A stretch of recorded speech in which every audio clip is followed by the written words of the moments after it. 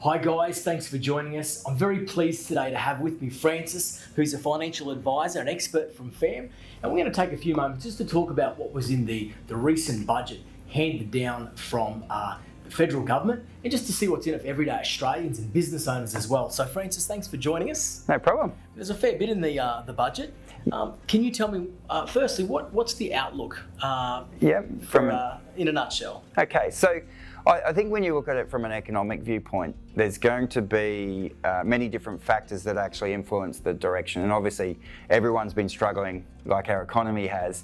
And I think, look, until we can get all the borders open, until we can actually get the flow of the economy happening, it's still going to be pretty much one and the same of slowing down in some areas. But as we know, it's a two-stream economy. There's some that are booming and some that are going slow. So overall, I think let's wait and see what happens with the vaccine and see what happens from there. Yeah. Well, obviously this year is really it's been about COVID-19. What in the budget has the government introduced to help our business owners from the fallout of COVID-19?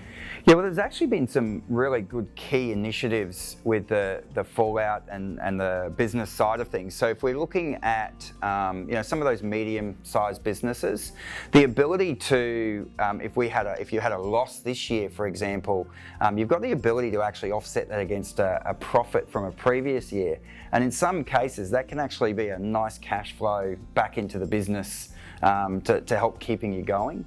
So that's probably one thing. The other one, obviously, is if you're going to be increasing your head count, there's definitely a benefit there for employing some of the younger generation, and up to another sort of 10 grand in subsidised wages for a year, which is pretty good. Really helpful, and look, really that'll help businesses, but also everyday Australians. Yeah.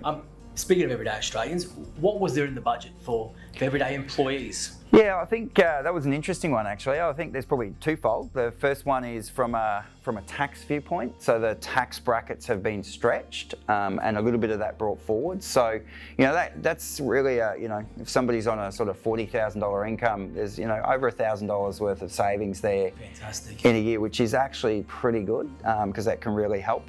But probably the other one is even things like if you're eligible for family tax benefits or any of the government benefits, there's a bit of a $250 windfall that can help out as well. So definitely some extra cash there. Brilliant. And what about with superannuation and social security? Anything in the budget about that? Yeah, that's an interesting one. It's probably a little bit topical, but not much for retirees. Right. They're obviously anyone on pensions or DVA or Centrelink, then you do have that $250 I just mentioned before.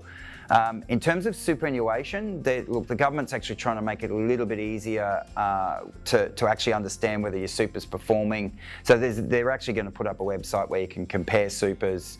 A super will also be transportable. It'll just move with you from job to job. Mm-hmm. So a couple of little things, but nothing major. All right. And for our self-funded retirees?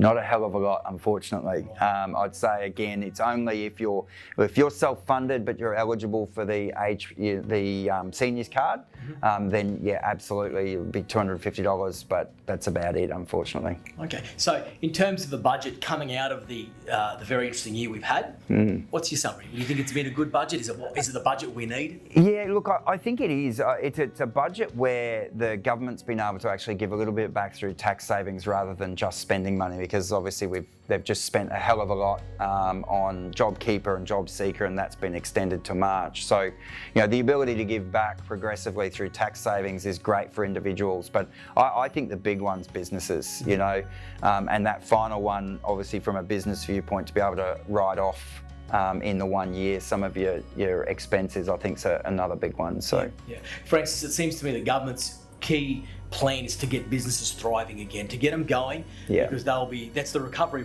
plan, really, isn't it? Absolutely, yeah. I think if businesses can thrive, then they can employ more people, and the whole economy keeps moving, and that's really what we're after. Francis, thanks for your time. No worries, thank you. If you want more information, just give us a call or click on one of the links at the end of this message. Thanks.